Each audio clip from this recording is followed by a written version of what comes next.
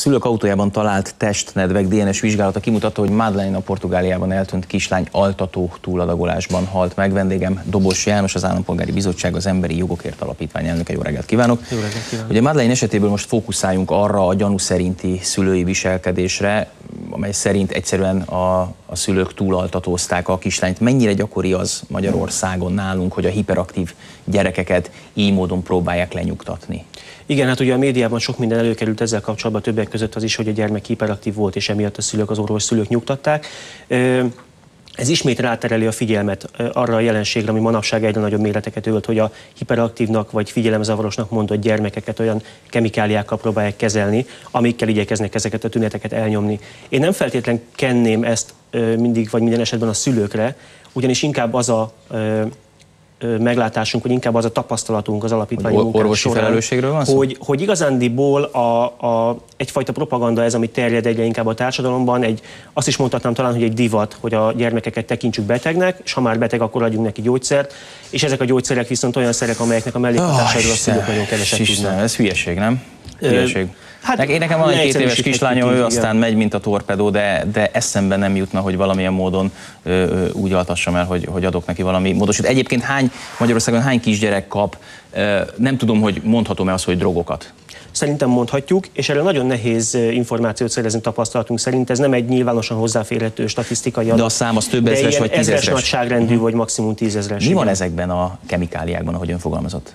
Többféle szert szoktak adni tapasztalataink alapján, elég sok szülő keres meg minket ilyen ügyekben. Az egyik leggyakrabban alkalmazott szer ez egy olyan pszichostimuláns, vagyis egy olyan tudatmódosító serkentőszer, amely a felnőtt szervezetet serkenti, érdekes módon a gyermeki szervezetre tompító, nyugtató hatással van. Nyilván ezért adják. Igen, nyilvánvalóan. Ez a szer rokona olyan utcai kábítószereknek, mint a speed, az ecstasy vagy a kokain, azok is serkentőszerek, és természetesen hasonló mellékhatásokat kiválthatnak ezek is. Hát arra már utalt, hogy az orvosok viszonylag könnyen nyúlnak ehhez a módszerhez. Nem létezik más olyan alternatíva, amit előbb, tehát mielőtt ilyen kemikáliákat adnak a gyerekeknek, ki lehetne próbálni, vagy ez időigényes és macerás, és azt mondják, hogy kezdjük gyógyszerrel? Természetes, hogy létezik. Valahogy úgy tűnik, hogy könnyebb megoldás az, hogy a gyermeknek adjunk egy kemikáliát, amitől igaz, hogy lehet, hogy függővé válik, igaz, hogy lehet, hogy egy csomó testi problémát okoz nála, de mégis kényelmesebb megoldás. Milyen egészségügyi problémák lehetnek nyilván hosszú távon annál a kisgyereknél, akit már gyerekkorában elkezdenek mondjuk nyugtatózni vagy altatózni? A magyarországi gyógyszer leíratokban is megtalálható az említett szer, leggyakrabban alkalmazott szer esetében is, hogy gátolhatja a testi növekedést, tehát a gyermeknek a magasság növekedését, hogy a szív- és érrendszeri dolgokra milyen negatív problémák merülhetnek fel, és a mellékhatások közt számos hasonló, kisebb-nagyobb testi veszély. Egészen elképesztő, amiket mond, de azt nem értem, hogy a szülők azok hogy engedik az orvosoknak, hogy ilyeneket adjanak, vagy nyilván azt gondolják, hogy hát az orvos azt jobban tudja, és akkor én elhiszem, amit mond. Annyi józan paraszti eszük nincsen, hogy egy hiperaktív gyereket megpróbálnak, inkább fárasszanak ki, játszanak vele, szaladgáljanak. Tudom, hogy lehet, hogy ez több időt vesz igénybe, vagy 1 órával később kerül a szülői ágyba. Na de hát, hogy kisgyerekkorban ezt elkezdik, ezt szó nélkül el szokták fogadni az orvosoktól? Könnyen befolyásolhatók ilyen szempontból a szülők?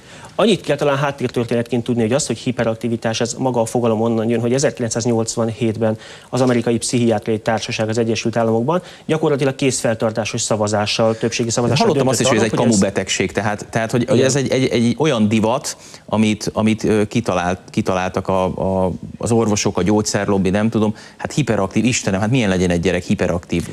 Örülök, hogyha a gyerekem mozog és nem ül egy helyben, mint egy zsák, nem? Ez így van, és azt gondolom, hogy ez lenne a helyes hozzáállás. Valóban ezt pszichiáterek szavazták meg, hogy ez legyen betegség. Onnantól kezdve, hogy bekerült a köztudatba, mint betegség, kezdett terjedni az, hogy hát ha betegség, akkor adjunk rá gyógyszert, és kezdtek ezek a pszichostimulánsok egyre nagyobb teret nyerni.